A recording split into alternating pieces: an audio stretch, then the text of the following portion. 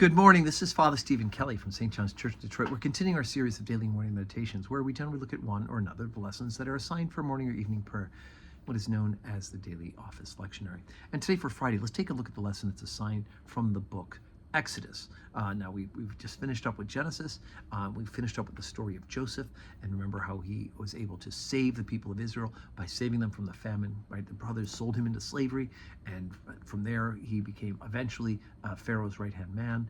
And when his family came to buy grain, he's able to be reunited with the family. The brothers had sold him into slavery, and is able to save the people of Israel during this great famine in the land by having them come in and bring their cattle in and graze in that part of Egypt where it was good for it. And Goshen it's called, and so they become entrenched in the people in that area in Egypt during this time.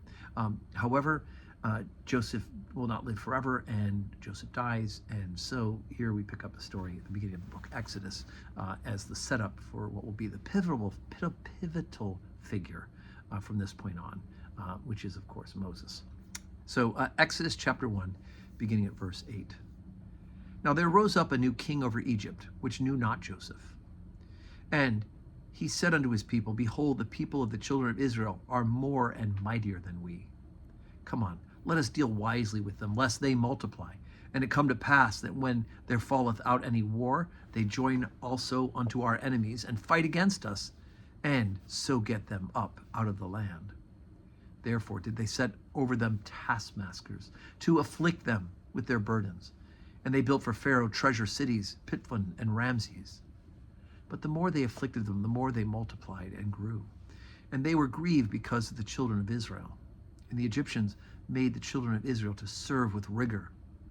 And they made their lives bitter with hard bondage in mortar and in brick, and in all the manner of service in the field.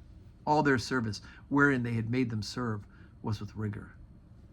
And Pharaoh charged all his people, saying, Every son that is born ye shall cast into the river, and every daughter ye shall save alive. Okay, so it's kind of a short lesson for today.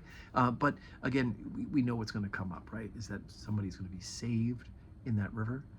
And that one, of course, will be Moses. And God will use Moses to be the one who will ultimately, right? Moses, just as Joseph was raised as a young adult, a teenager probably, was brought up and eventually into the house of Pharaoh, so does Moses as a baby will be brought into the house of Pharaoh and will be raised in the house of the Egyptians, the house of Pharaoh, to become a great leader up to a point.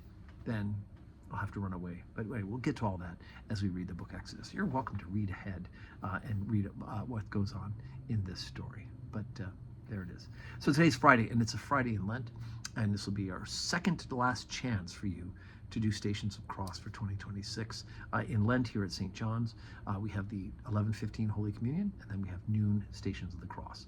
And if you can make to both of those things, come for 11:15 and stay for Stations, great.